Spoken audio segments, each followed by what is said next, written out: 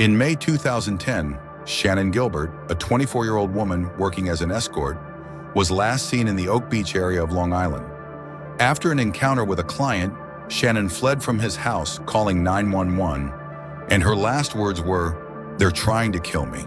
Her disappearance set off a chain of events that would uncover a series of chilling murders. As Shannon's family reported her missing, the Suffolk County Police launched an extensive search. A few months later, they would find her abandoned car near a marsh, but she was nowhere to be found. While searching for Shannon, investigators discovered other hidden remains on Gilgo Beach, which raised suspicions that the area may be the dumping ground for a serial killer. In December 2010, while continuing the search for Gilbert, police discovered a body wrapped in burlap near Gilgo Beach. This was just the beginning. Over the following months, several more bodies were found in the area, all of them women, and all linked to the seedy world of sex work. A total of 10 victims' bodies were found in the Gilgo Beach area, stretching from the marshes to the oceanfront. The victims ranged in age from 20 to 30, and they had all been strangled. Several had their bodies dumped in the exact same manner, wrapped in burlap or other cloth, which pointed toward a single killer with a distinct modus operandi. The identified victims included Amber Lynn Costello, Megan Waterman, Maureen Brainerd Barnes, and Melissa Barthelemy. All had worked as escorts and had gone missing in the years prior to the discovery of their remains. Their bodies were found not far from each other, cementing the theory of a serial killer operating in the area. Investigators discovered that the victims had all used Craigslist to advertise their services. This connection pointed to the possibility that the killer had targeted women in the sex work industry. The fact that several victims' bodies were found in remote, desolate areas of Long Island indicated a premeditated and organized method. As authorities combed through the Gilgo Beach area, more bodies were found, including that of a young boy and the remains of a man. This complex discovery threw investigators off, as it was unclear if the additional remains were part of the same killing spree or separate incidents. As the case gained media attention, investigators worked tirelessly to uncover more clues. Police traced the phone records of the victims and interviewed known associates, but the killer remained elusive. Authorities speculated that the murderer was familiar with the area, possibly a local with access to the beach. The mysterious death of Shannon Gilbert added a new layer of complexity to the case. Although her body was found years later, it was initially thought that her death was unrelated to the other killings. However, many now believe that her frantic calls to 911 could have been an attempt to flee from the same killer. The police created a profile of the suspected serial killer, a man in his 40s or 50s, likely local to the area, with knowledge of police procedures and perhaps a background in law enforcement.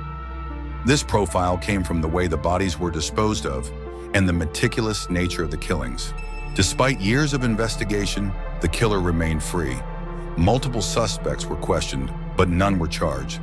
The police even used DNA analysis from crime scenes and attempted to track down leads, but the killer remained elusive, slipping through their fingers time and time again. Craigslist played a central role in the investigation, as many of the victims had advertised their services on the site. Authorities speculated that the killer used the platform to lure his victims, but no hard evidence has ever linked a specific ad or user to the murders. In 2016, a major breakthrough occurred when authorities discovered new DNA evidence on one of the victims. This discovery led to renewed hopes that the killer could soon be caught. With this evidence in hand, investigators began re-examining old leads, looking for connections that might have been missed in the past. The search for the killer intensified in 2017 when police began a new push for DNA analysis, attempting to find new leads. At the same time, the case gained widespread media attention, putting more pressure on law enforcement to find the killer. Some investigators believe the Gilgo Beach murders may be linked to other unsolved murders in the area. The methodical nature of the killings and the similarities in the victim profiles have led to speculation that the same person could be responsible for more than just the Gilgo Beach murders. Many suspects have come under scrutiny over the years, but no one has ever been charged in connection with the Gilgo Beach murders. Some of the suspects include known figures in law enforcement and even people with connections to the victims. Despite the mounting evidence, no solid proof has surfaced. Technology has played a key role in the investigation, with police relying on surveillance footage, cell phone records, and DNA testing to try to track down the killer. Despite all the advances, the case remains unsolved, and many wonder if the killer will ever be caught. As of today, the Gilgo Beach killings remain one of Long Island's most haunting mysteries. The killer's identity remains unknown, and the families of the victims continue to search for answers. The case has captivated the public's imagination, keeping it alive in the media and among true crime enthusiasts. The Gilgo Beach murders have become a part of true crime lore. Books, documentaries, and podcasts have delved into the chilling details of the case, ensuring that the victims' stories are remembered. However, as the case remains unsolved, it serves as a reminder of the brutality and mystery that still surrounds the killings. As time passes, the case of the Gilgo Beach murders remains a haunting question. Will the killer ever be caught, or will the victims' families continue to suffer in silence? For now, the killer remains at large, and the mystery lingers in the shadows. The Unabomber case was one of the most complex and chilling criminal investigations in modern U.S. history. It began in 1978 with a series of bombings that would span nearly 2 decades.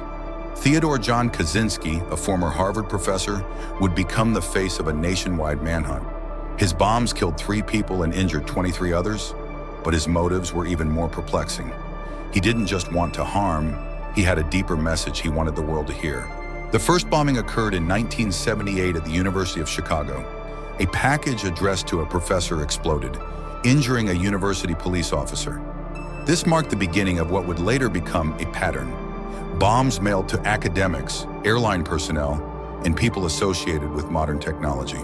As the bombings continued, a pattern began to emerge. The targets were always people who Kaczynski deemed part of the technological establishment. His bombs were carefully crafted and intended to be deadly, yet often failed to kill, raising suspicions about his ultimate goals. In 1987, another bomb was sent to a university professor, John Hauser, in Salt Lake City. Hauser survived, but the attack was a chilling reminder of the Unabomber's determination. The FBI found no clues, and the bombings continued across the country. The Unabomber's next victim, Thomas Mosser, an executive at an advertising firm, was killed by a bomb in 1994. The bomb was delivered to his home. Mosser's death was brutal, and it marked a new chapter in the Unabomber's campaign against the industrial system. The Unabomber's bombs were not the typical devices you might expect. They were complex, often hidden in wooden boxes or thick envelopes, designed to go off when handled. His expertise in engineering made them difficult to detect and even harder to trace. As the bombings escalated, the FBI took notice. They called the case the Unabomber investigation, a reference to the targets, universities and airlines. But despite the growing number of bombings, the trail remained cold. The Unabomber was always one step ahead. In 1995, the Unabomber took a bold step. He sent a 35,000-word manifesto to major newspapers. In it, he argued that technological progress was destroying society and the environment. His call for revolution against industrial society became his defining message. In exchange for his manifesto being published, Kaczynski made a chilling demand. If the media published it in full, he would stop his bombing campaign. This was his first clear statement of intent, showing that he was not just a murderer, but someone with an ideological cause. The media was torn. Some felt it was dangerous to negotiate with a terrorist, while others saw it as the only way to stop the killings. The Washington Post and the New York Times agreed to publish the manifesto, but it left many wondering if they were being manipulated. Kaczynski's manifesto was pivotal in the case. His brother, David Kaczynski, read the manifesto and immediately recognized his brother's writing style. David's tip to the FBI was the breakthrough they had been waiting for. It was the first real lead they had in over a decade. In April 1996, FBI agents arrested Ted Kaczynski at his remote cabin in Montana. The cabin was eerily isolated, reflecting the man who had lived there for years apart from society. His arrest marked the end of one of the longest and most expensive manhunts in FB1R history.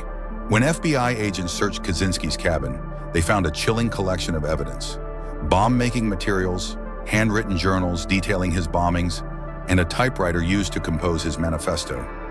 This was irrefutable proof that Ted Kaczynski was the Unabomber. Psychologists who analyzed Kaczynski's life and writings concluded that he was a highly intelligent but deeply disturbed individual. His rejection of society and his obsession with the dangers of technology led him to take extreme measures to communicate his anti-industrial views. In 1997, Kaczynski's trial began. The prosecution had a strong case, with undeniable evidence linking Kaczynski to the bombings. However, Kaczynski's defense team argued that he was insane and should not be held criminally responsible for his actions. Kaczynski's defense team focused heavily on the argument of insanity. They presented expert testimony claiming that he suffered from paranoid schizophrenia. The prosecution, however, countered that his calculated actions and ability to plan showed he was fully aware of his actions. In the end, Kaczynski pleaded guilty to all charges to avoid the death penalty. He was sentenced to life in prison without the possibility of parole. His conviction brought closure to a case that had haunted the FBI for years. The story of the Unabomber remains haunting, reflecting intelligence, ideology, and violence. Although his arrest ended the bombings, his motives and the societal issues he raised continue to be debated. Kaczynski's case remains a dark chapter in the history of American crime.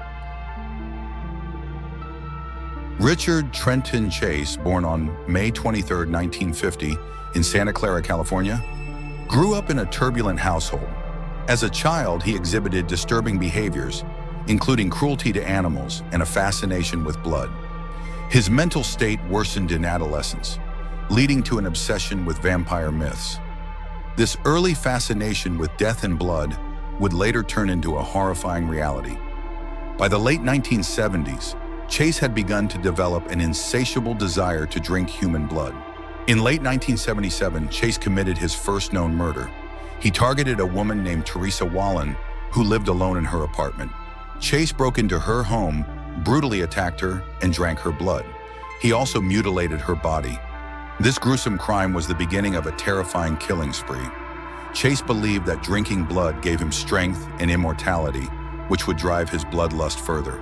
As Chase's killings progressed, his methods became increasingly grotesque. He didn't just kill, he mutilated his victims. Each crime scene was a nightmare of violence and blood. Chase would cut his victims' bodies open, drink their blood, and even take body parts.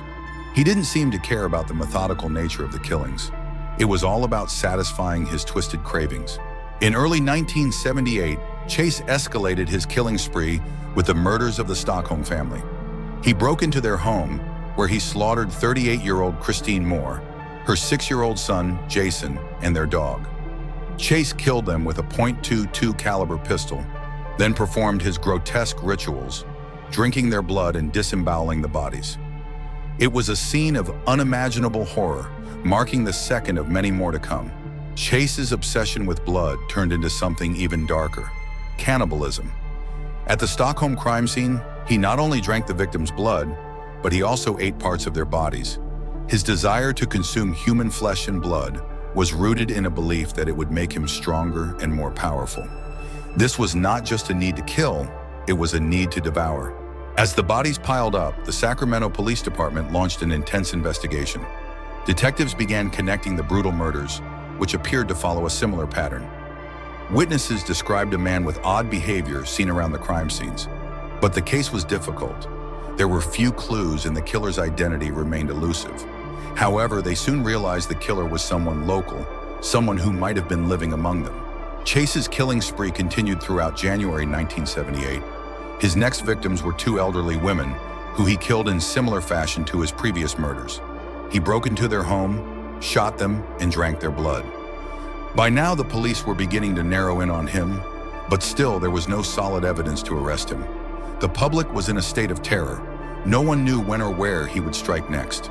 Finally, the breakthrough came when police found a crucial clue: Chase's fingerprint on a bloody murder weapon at one of the crime scenes. This evidence tied him directly to the murders. Detectives also discovered traces of Chase's mental instability, with reports of his erratic behavior and history of mental illness. They were now certain. Richard Trenton Chase was the vampire of Sacramento. On January 25, 1978, Chase was arrested at his home. When the police entered his apartment, they were horrified by what they found: bloody clothing, photographs of his victims, and even a pet rabbit that had been killed and mutilated. Chase showed little remorse during his arrest, and when asked about the murders, he calmly explained his twisted reasoning, stating that he needed the blood to survive. During questioning, Richard Trenton Chase openly confessed to his crimes.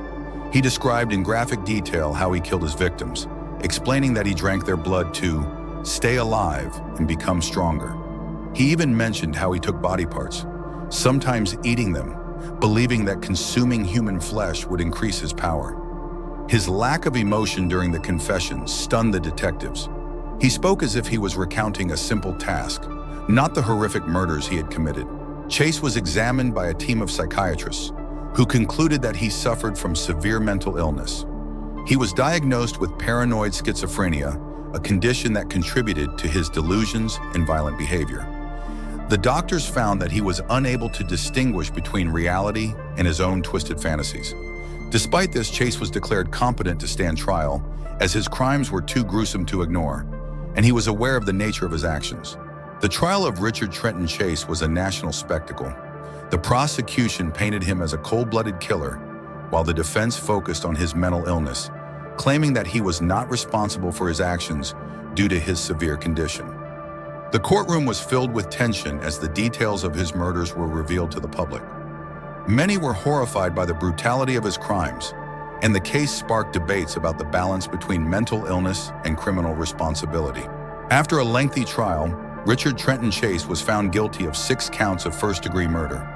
The jury deliberated for just a few hours before delivering their verdict. The brutality of the murders, coupled with his chilling confession and psychiatric evaluations, led to his conviction. The verdict was met with a sense of relief for the victims' families, though the horrors of the case would haunt them forever. Chase was sentenced to death for his heinous crimes. The court was split, however, on the question of whether a mentally ill individual should be subjected to the death penalty.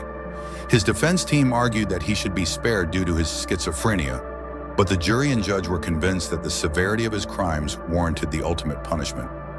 Chase's case became one of the most debated in terms of the death penalty and mental illness.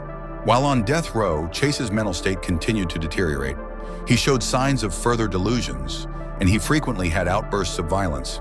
His behavior in prison only reinforced the belief that he was deeply mentally disturbed.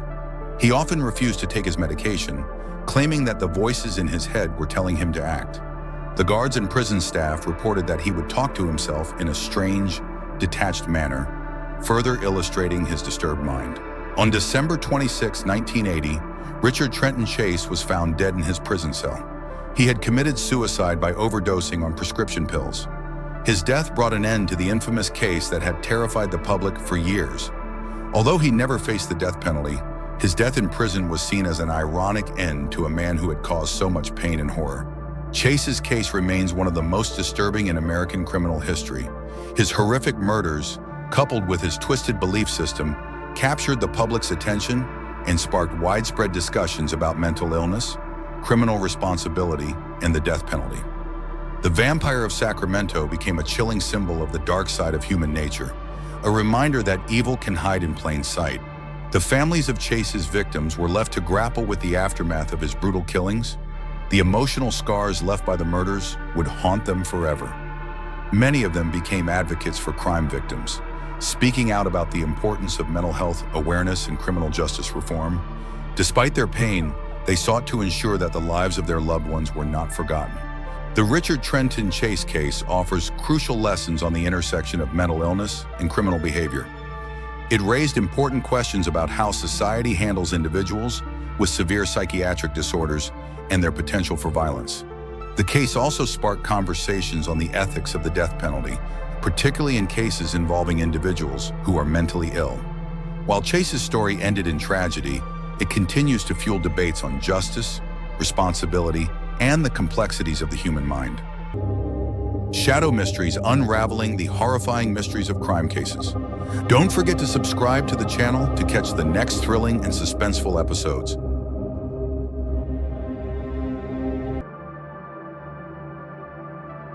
In February 1957, a haunting discovery was made in a wooded area of Philadelphia. A young boy, no older than 4 or 5, was found inside a cardboard box. His body, bruised and malnourished, bore signs of abuse and neglect. He had been wrapped in a blanket, but there were no identification tags or clues linking him to anyone. His tragic fate would spark an investigation that would span decades. The police immediately launched a widespread investigation, searching for any missing children in the area. They also published a sketch of the boy, hoping to identify him. Yet no one came forward to claim the child. Even though the police reached out to hospitals and orphanages, there were no reports matching the boy's description. An autopsy revealed chilling details about the boy's death. The boy had been severely beaten, possibly starved, and was likely dead for a few days before being discarded. There were also signs of prior abuse. His hair had been recently cut, which indicated an effort to conceal his identity. The cardboard box in which the boy was found became a crucial piece of evidence. It was traced to a nearby store, but the store owner claimed to have no knowledge of the boy or his family. The box's origin remained a mystery, adding yet another layer of complexity to the case. As the case dragged on, various theories began to emerge. Some believed the boy had been abandoned by his family, while others speculated he was a victim of a more sinister plot. The lack of clues left investigators grasping for answers. Could he have been kidnapped, or was he the victim of a failed adoption attempt? The police released a sketch of the boy's face, which gained widespread media attention. The media dubbed him the boy in the box. Despite this, the public remained in the dark about his identity. This only fueled the mystery, and people from across the country came forward with potential leads, none of which led anywhere. In the early days of the investigation, detectives wondered if the boy had been part of a family known to authorities. There were speculations about whether the child might have been born to a teenager or a woman in distress. Yet the absence of any reports of missing children from local families made it difficult to pursue these leads. A potential lead emerged when a woman, who appeared to have been seen near the area where the boy's body was found, became a person of interest. Witnesses described her as acting suspiciously, but she was never fully identified. Theories about the woman's involvement continued to circulate. Was she the boy's mother, or perhaps someone with a more sinister connection? Despite the widespread media coverage, as years went on, public interest waned. The boy became a tragic figure in the city's history, his case filed under the growing pile of unsolved mysteries. Investigators continued to revisit the case periodically, but with little progress. The question remained, who was the boy in the box? In 2001, a new lead emerged with the use of DNA testing. Investigators were able to extract DNA from the boy's remains and submit it to a national database, hoping for a match. Unfortunately, no close relatives were found. However, the DNA breakthrough brought renewed attention to the case and led to some re-examination of old theories. Several unlikely suspects were named over the years. Some theorized that the boy may have been part of a failed adoption or a child from a dysfunctional family. Others even suggested that the boy had been used in a ritualistic sacrifice. These outlandish theories, though intriguing, were never substantiated. In 1998, the case was revisited with fresh vigor. A private investigator named Frank Bender took on the case and created a composite sketch of what the boy might have looked like as an adult. This sketch generated renewed media attention, and for a brief time, hopes were high that the boy's identity might soon be uncovered. As of today, the boy in the box case remains unsolved.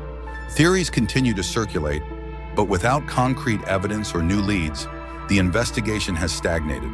The boy's grave remains visited by those who still remember, hoping for a breakthrough in the decades-long search for answers. In recent years, the case has gained renewed interest thanks to true crime enthusiasts and the rise of investigative podcasts and documentaries.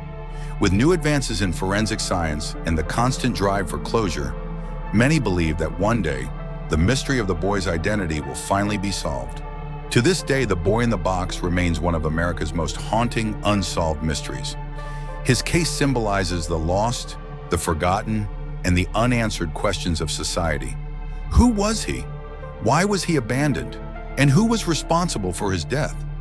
These questions continue to haunt those who were part of the investigation, and they may never be fully answered. In March 1998, Amy Lyn Bradley, a 23-year-old American woman, vanished mysteriously from the Rhapsody of the Seesaw, a cruise ship traveling through the Caribbean. Amy was traveling with her parents, Bradley and Inez, and her brother, Nathan. The cruise started in Puerto Rico with stops in St. Thomas and Guam, On the morning of March 24th, she was last seen in her cabin. But when her family woke up, she was gone.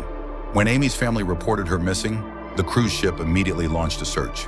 Royal Caribbean and local authorities in Aruba joined the search, but they found no trace of Amy on board or in the nearby waters. Her cabin was in disarray, suggesting she may have been taken against her will. However, there was no sign of forced entry or struggle. At first, authorities considered the possibility that Amy had fallen overboard. However, experts pointed out the lack of physical evidence to support this theory. The ship's crew searched the waters, but no sign of Amy was found, making this theory less likely. Instead, speculation began to focus on the possibility of foul play.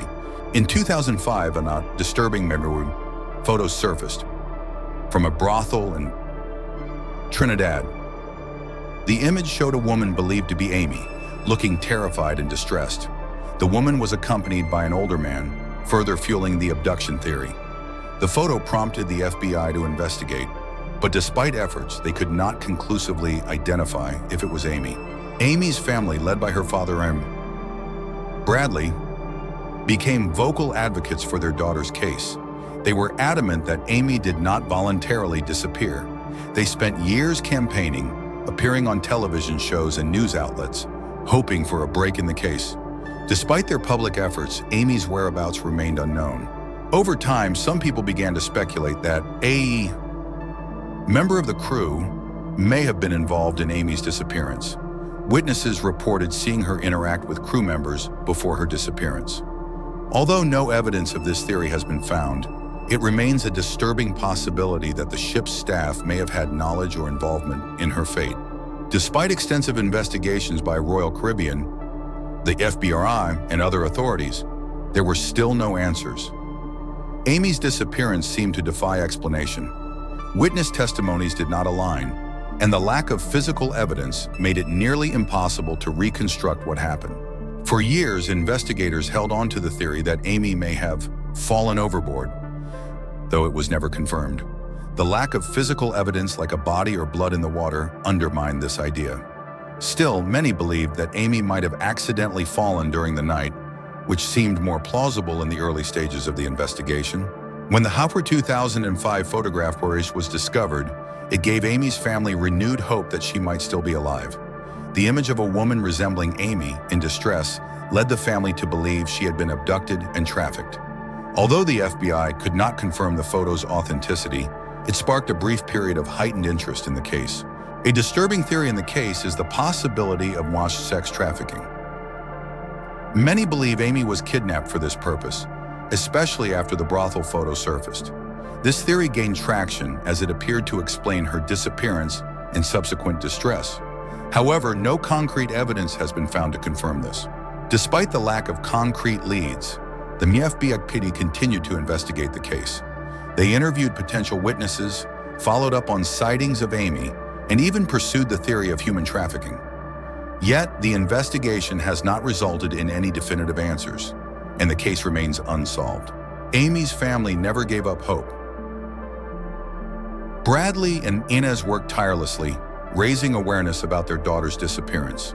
They appeared on multiple talk shows and press conferences, hoping to catch the public's attention and uncover new information.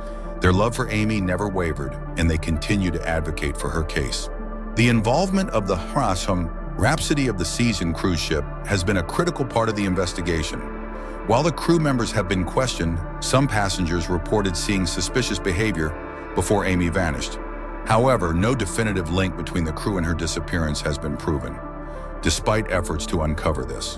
In 1999, a year after Amy's disappearance, a man in Curacao reported seeing a woman matching her description. The woman appeared disoriented and in distress. This sighting fueled the hope that Amy was still alive, but investigations into this lead proved unsuccessful. Amy's case was pivotal in raising awareness about missing persons cases.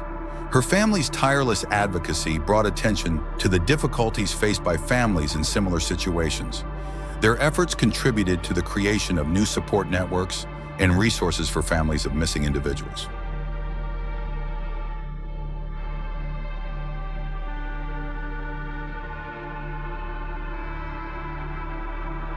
On June 12, 1994, Los Angeles was shocked by a brutal double murder. Nicole Brown Simpson, the ex-wife of famous football player and actor O.J. Simpson, was found dead alongside her friend Ronald Goldman outside her Brentwood home. This high-profile case quickly captivated America, and O.J. Simpson soon became the prime suspect. The media frenzy that followed turned the case into a national spectacle. Orenthal James O.J. Simpson, known as the Juice, was a former NFL star and actor beloved by the public. With a charismatic personality and sports achievements, he was an icon.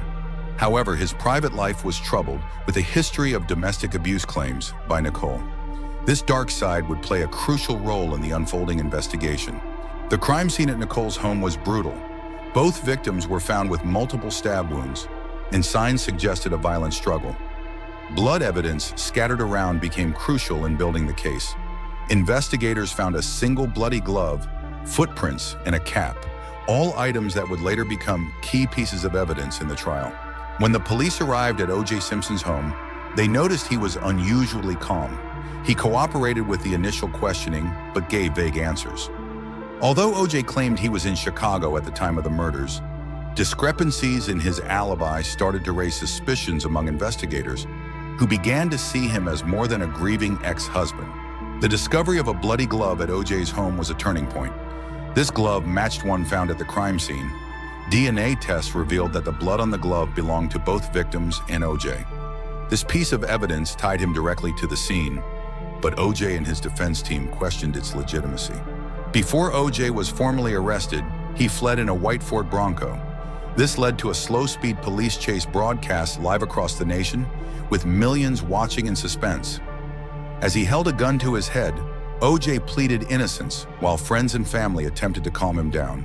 This surreal event turned the case into a media phenomenon. The trial began in January 1995 and was soon dubbed the Trial of the Century. Broadcasted live, it was watched by millions, with high-profile attorneys and expert witnesses. The prosecution laid out compelling evidence, including DNA matches, while the defense argued racial bias and errors in evidence handling. Detective Mark Furman, who discovered the glove, became a controversial figure. His past racist comments and accusations of evidence planting added fuel to the defense's case of racial bias. The jury was deeply affected by these revelations, which shifted public opinion on the case. The trial's defining moment came when defense attorney Johnny Cochran delivered the famous line, "If it doesn't fit, you must acquit," referring to the glove. When O.J. tried on the glove in court, it appeared too small, casting doubt on the prosecution's evidence. On October 3, 1995, after months of trial, the jury reached a verdict, not guilty. The courtroom erupted with reactions of shock, joy, and disbelief. The decision was deeply divisive, highlighting racial tensions and leaving America split. The verdict sparked mass protests and debates. Many believed that O.J. was guilty, and the decision was a miscarriage of justice, while others saw it as a win against racial bias. This case highlighted the deep-rooted issues within America's legal and social systems. In 1997, the families of Nicole and Goldman filed a civil lawsuit against O.J. The jury found him liable for wrongful death, awarding $33.5 million in damages to the families. Though a civil verdict, it brought some closure to those who believed in his guilt. O.J.'s life after the trials was marked by financial struggles and legal troubles. Despite maintaining his innocence, his reputation was shattered. The events left him isolated, a fallen icon in the public's eye, and the case continued to follow him for years. The O.J. Simpson trial changed American culture, influencing media, pop culture, and public opinion on race and justice. It raised questions about fame's influence in courtrooms and brought racial biases in the justice system into the spotlight, resonating even today. The O.J. Simpson case remains a chilling reminder of justice's complexity. To this day, it sparks debate, leaving questions unanswered and a lasting mark on America's social fabric. This was more than a trial. It was a reflection of society's most difficult issues. On July 30th, 1975, Jimmy Hoffa, the powerful labor union leader, visited the Marcus Red Fox restaurant in Bloomfield Township, Michigan. Hoffa was supposed to meet two men, Anthony Tony Provenzano a mobster with connections to Hoffa's Teamsters Union, and another man named Anthony Giacalone. Hoffa waited for them in the restaurant parking lot, but the men never showed up. The last known sighting of Hoffa was when he got into his car, and that was the last time anyone saw him. At the Machus Red Fox, Hoffa waited for over an hour. According to witnesses, Hoffa seemed agitated, even calling the men he was supposed to meet, but they never answered. Shortly after, Hoffa left the parking lot in his car. No one saw him again. His car was later found in the restaurant's parking lot, unlocked with the keys inside. There was no sign of a struggle or violence. Hoffa's wife, Josephine, became alarmed when he didn't return home. After waiting for several hours, she called the police the next morning. Police began their investigation immediately, but there were no concrete leads. Hoffa's disappearance was treated as a missing person case, and the investigation quickly expanded, as Hoffa was a well-known figure with powerful connections. Hoffa was not just a union leader, but a major political figure in the United States. He had helped build the Teamsters into the largest and most powerful labor union in the country. Hoffa's influence extended beyond labor rights. He had connections with the mafia and had clashed with other union leaders. His volatile relationships and leadership style made him both a beloved figure and a dangerous adversary to many. One of the central theories behind Hoffa's disappearance is his involvement with organized crime. Hoffa's relationship with the mafia, especially mob figures like Provenzano and Giacalone, had long been a topic of suspicion. Hoffa had fought to regain control of the Teamsters, a position that was crucial to the mafia's influence over labor unions, which led many to believe that he was silenced because of his efforts to challenge the mob. Police quickly interviewed Hoffa's associates, including Teamsters members, to gather clues. They also spoke to employees at the Machus Red Fox, but no one could provide any new information. With no sign of Hoffa, no ransom demands, and no body, the investigation stagnated. This case was not only about a missing person, but about someone with powerful enemies, which complicated the investigation. Hoffa's family, especially his son, James P. Hoffa, insisted that the mafia was involved in his disappearance. The Hoffa family believed that he had been killed because of his connections and his determination to regain leadership of the Teamsters. His disappearance became a point of frustration and fear for those who cared about him. It's widely believed that Hoffa's disappearance was orchestrated by mafia figures like Tony Provenzano and his associates. Hoffa had been seeking to regain control of the Teamsters after being released from prison, and the mafia's control over labor unions was at stake. The theory is that Hoffa's murder was a way to eliminate a threat to their operations. The police conducted multiple searches, combing through Hoffa's home, the Machus Red Fox parking lot, and various properties owned by individuals linked to the mafia. However, despite extensive searches, no physical evidence surfaced. The case grew colder, and the frustration of investigators and Hoffa's family intensified. Tony Provenzano, a mobster, was one of the prime suspects in Hoffa's disappearance. Hoffa and Provenzano had a long history of conflict. Despite several interviews and investigations, Provenzano denied any involvement in Hoffa's disappearance. However, investigators couldn't conclusively link him to Hoffa's disappearance. Over the years, various theories have emerged about Hoffa's fate. Some believe Hoffa's body was buried under a football field in Detroit, while others claim that Hoffa was cremated and his ashes scattered. There are also rumors that Hoffa's disappearance was orchestrated by other unions or even the government. As of today, Jimmy Hoffa's disappearance remains one of the greatest unsolved mysteries in American history. Despite extensive efforts to locate Hoffa or uncover the truth behind his disappearance, the case remains cold. Hoffa's family continues to search for answers, and the story of his disappearance still captivates the public's imagination. On June 3, 2011, 20-year-old Lauren Spearer attended a party near Indiana University. Her evening started with friends at Kilroy's Sports Bar and continued at her friend Corey Rossman's apartment.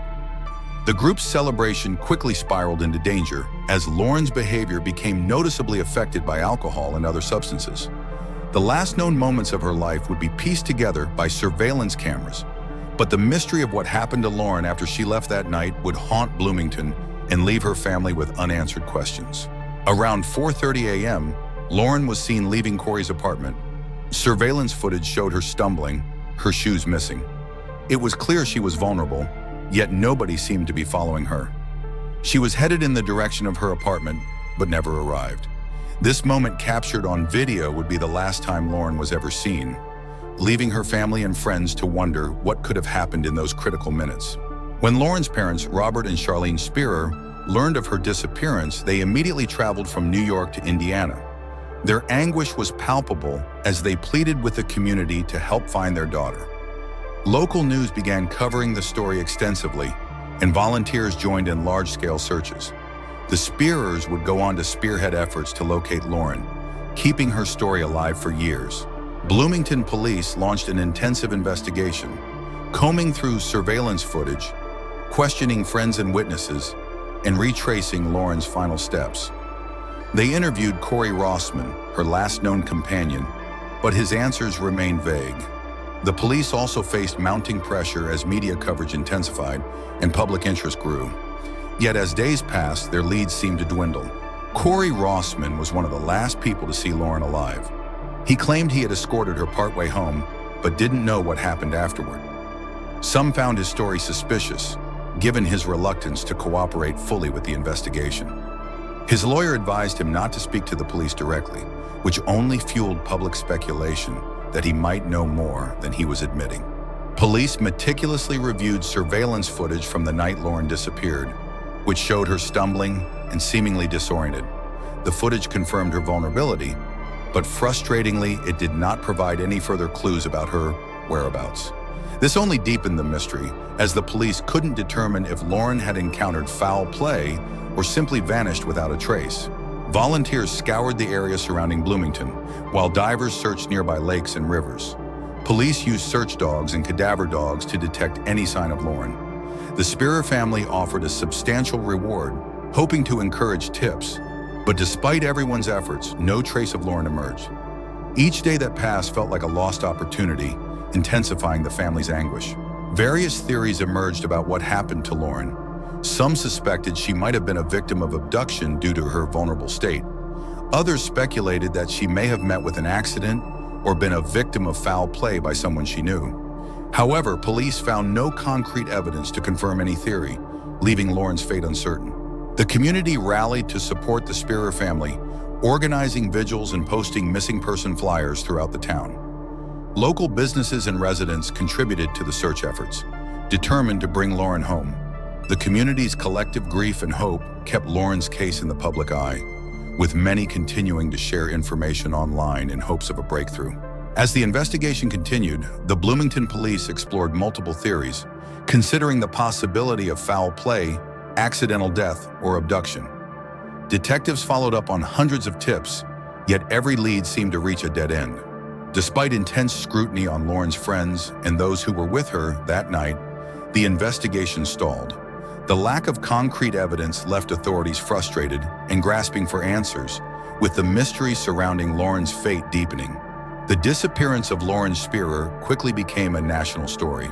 News outlets across the country reported on the investigation, and the case gained significant attention on social media.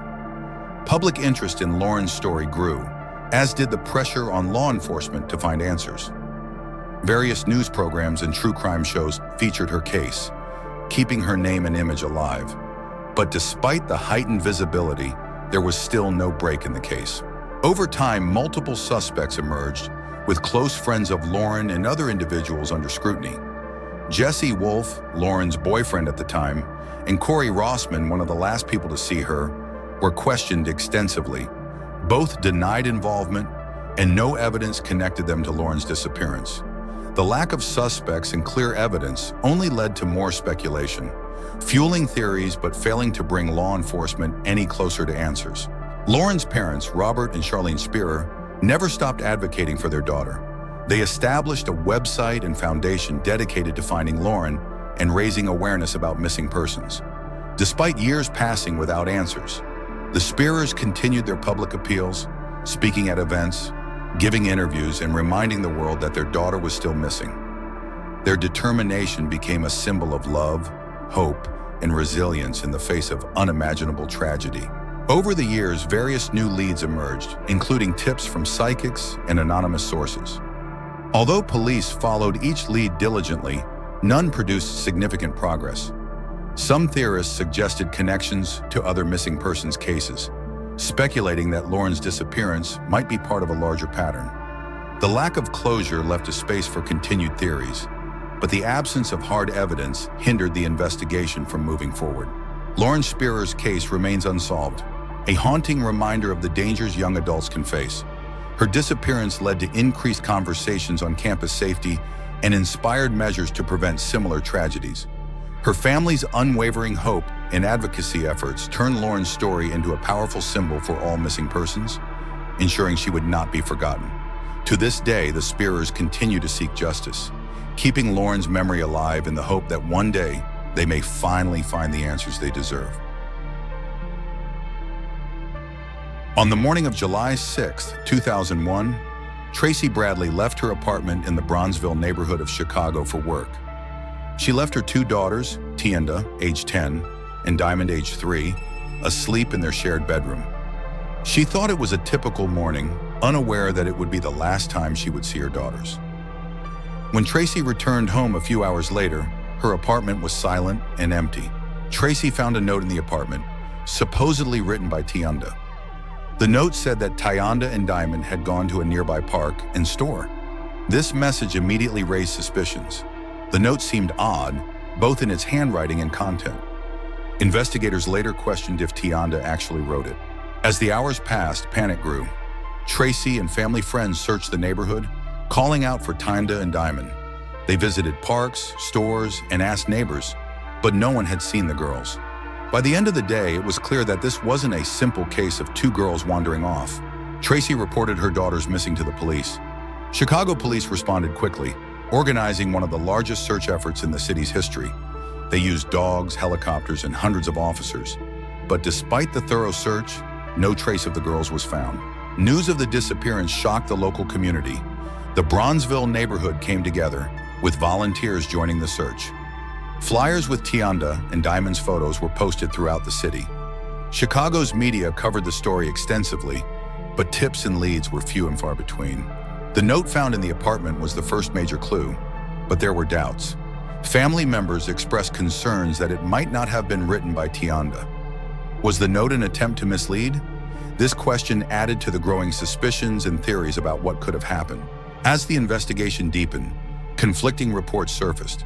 Some witnesses claimed they had seen Tianda and Diamond walking with an unknown man, while others said they saw them playing alone near their apartment. These conflicting accounts added complexity to the investigation, making it challenging for the police to determine a clear timeline of the girls' movements. As with many missing person cases, the family came under scrutiny. Tracy Bradley, the girl's mother, cooperated fully, but investigators closely examined every aspect of her life and her connections. They were searching for any signs of possible involvement or people close to the family who could have information. Given the high-profile nature of the case and the involvement of young children, the FBI joined the investigation. They provided additional resources, including advanced profiling and search methods.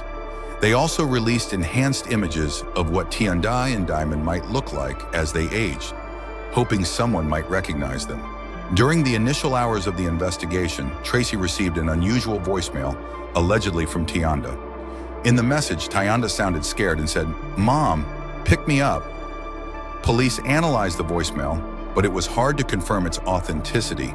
This haunting message left the family and authorities deeply troubled. Search dogs were brought in to try to track the girl's scent. The dogs followed a trail that led to a nearby parking lot, but abruptly stopped, suggesting the possibility that the girls may have been taken by car. This theory supported the idea that the girls had been abducted rather than wandering off.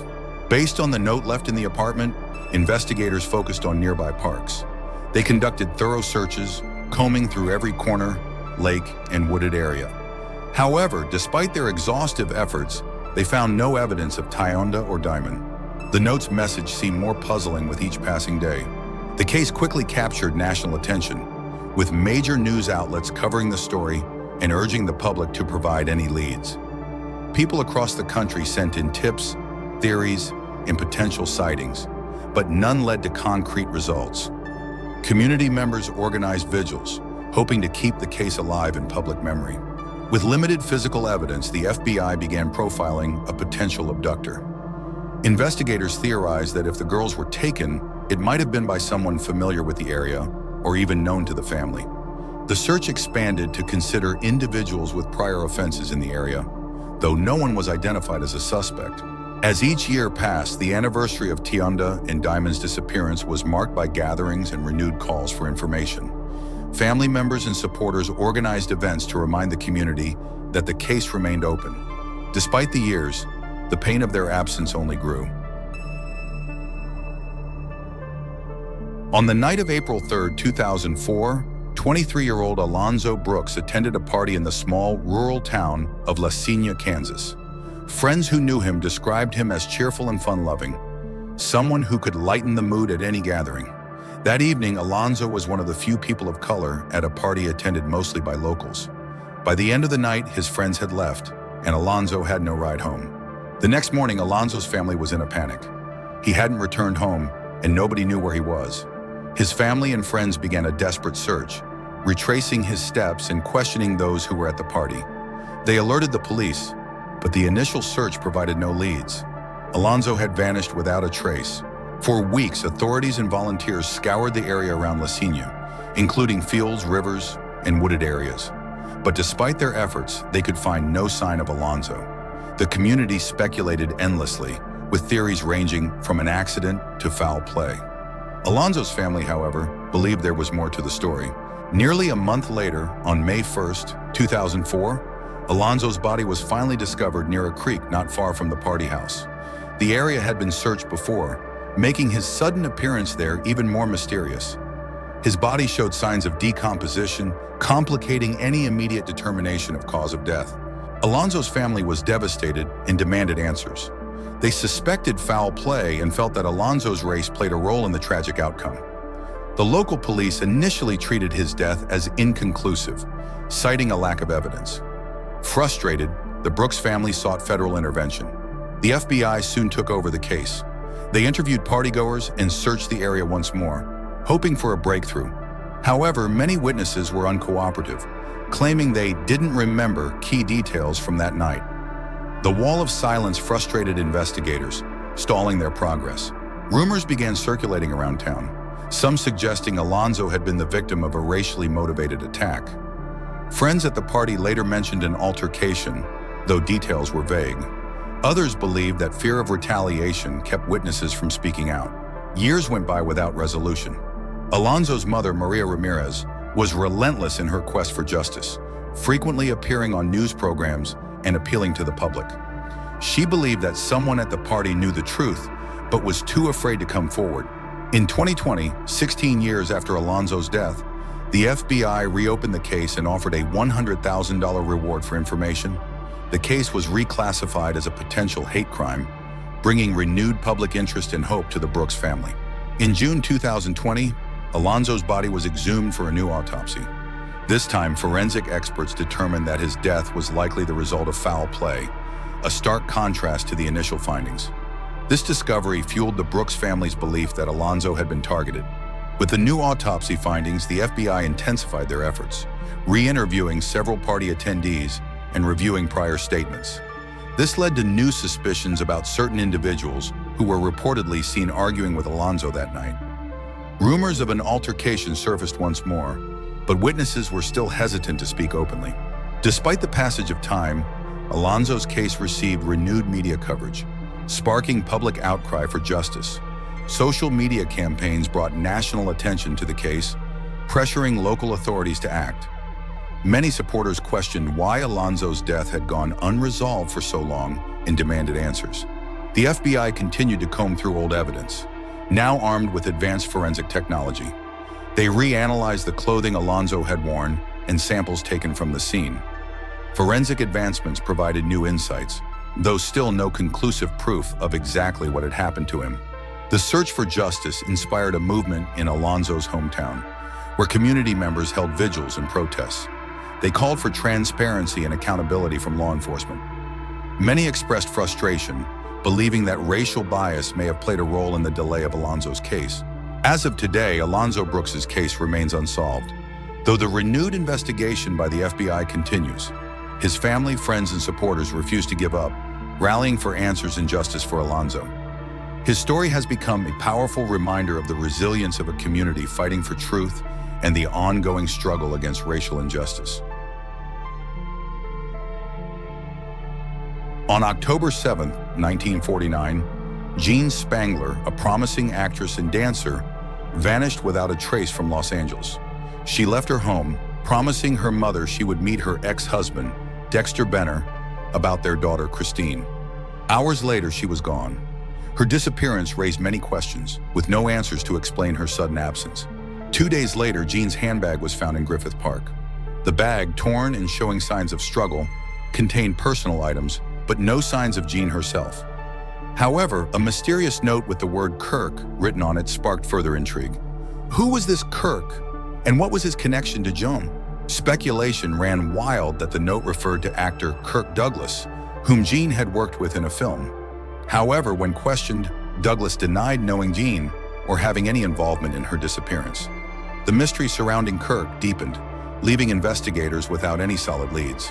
Jean's mother, Mrs. Spangler, was frantic. She had no idea where her daughter could have gone. The last time Jean spoke to her, she mentioned meeting Dexter, but Mrs. Spangler was concerned because Jean had also spoken about seeing a doctor. Was this a clue that Jean was in trouble?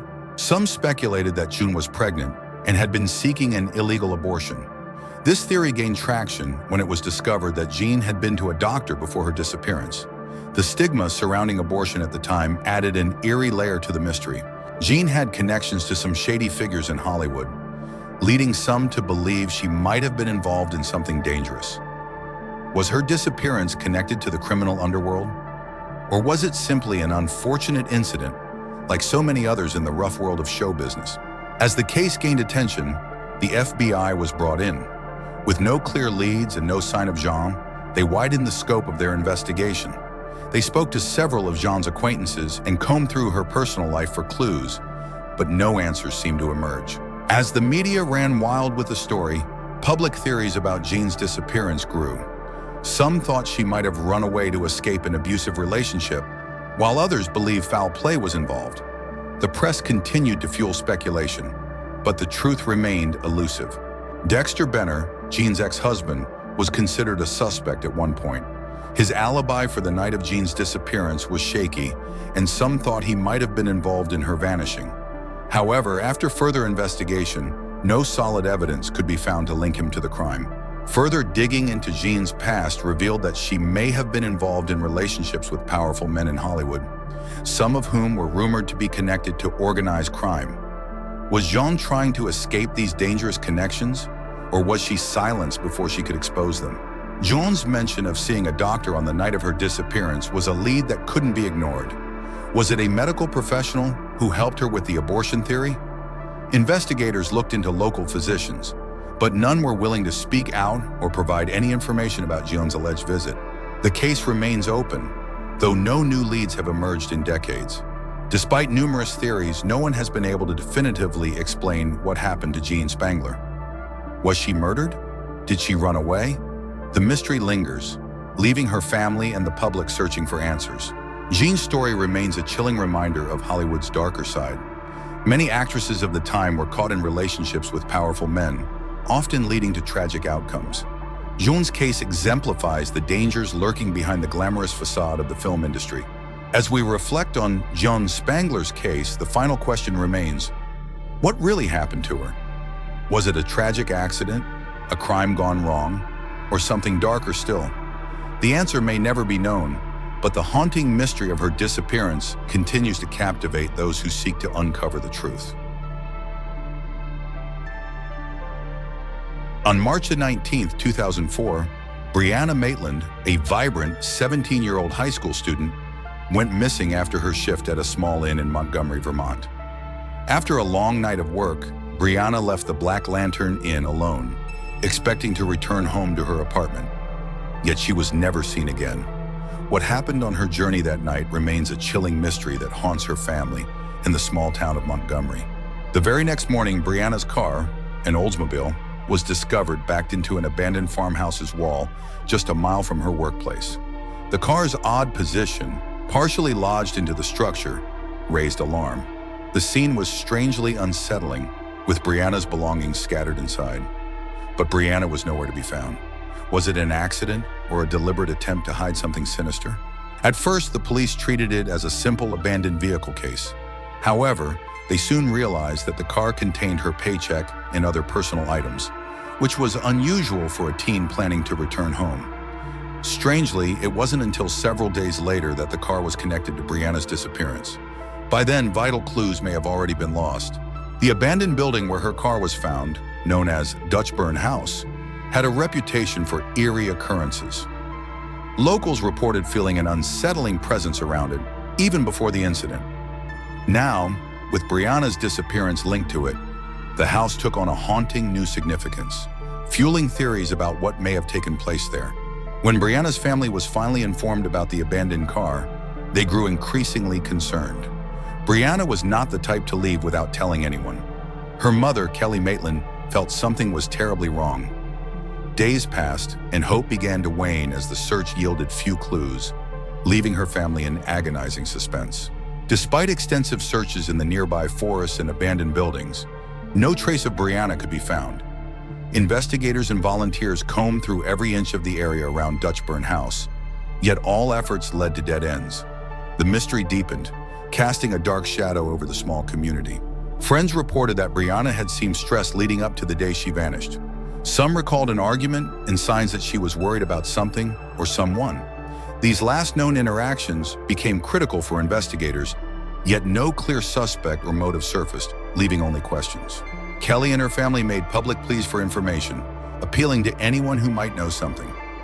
News spread across Vermont, and the case began to gain national attention. Each day they held on to hope, but the silence and lack of leads made it agonizingly clear that Brianna's fate remained shrouded in darkness. Several suspects were investigated, including friends, acquaintances, and strangers known to frequent the area. Some leads seemed promising, but ended abruptly. Each potential breakthrough turned cold, intensifying the mystery around Brianna's case and frustrating the efforts of law enforcement. Despite the eerie scene where her car was found, forensic investigators had little physical evidence to work with. No fingerprints, blood, or other concrete clues were discovered that could lead them closer to finding Brianna or identifying anyone involved. This lack of forensic evidence left investigators and her family feeling both frustrated and helpless, as every promising lead seemed to end in a dead end. As days turned into weeks, the small town of Montgomery rallied around Brianna's family. Volunteers organized searches, and local businesses offered support in spreading awareness about her case. Flyers with Brianna's photo and details were posted everywhere. The town's unwavering hope inspired her family to keep pushing for answers, even as the investigation faced constant setbacks. Over time, theories about Brianna's disappearance began to surface. Some speculated she may have been kidnapped by someone she knew, while others suggested she could have encountered a stranger with harmful intentions. Even wilder theories about a possible involvement with organized crime or human trafficking emerged, adding even more layers of mystery to her disappearance. As investigators continued to dig, they started considering the possibility of foul play. Friends and acquaintances shared accounts of Brianna's recent struggles, suggesting she may have crossed paths with dangerous individuals. Law enforcement pursued these leads diligently, but the case's complexity only seemed to deepen with every clue. Over the years, Brianna's family remained hopeful but heartbroken. Each passing anniversary was a painful reminder of her absence. Investigators continued to re-examine the case, hoping to uncover new insights, yet Brianna's fate remained elusive. Her mother, Kelly, still believed that answers would come, but time was taking a heavy toll on her family's lives. To this day, the disappearance of Brianna Matland remains an unsolved case. Her family, friends, and the community continue to search for answers, clinging to hope that one day the truth will be revealed. What happened to Brianna on that fateful night in March 2004? The haunting mystery continues to linger, leaving behind countless questions and a shadow of sadness over those who knew her.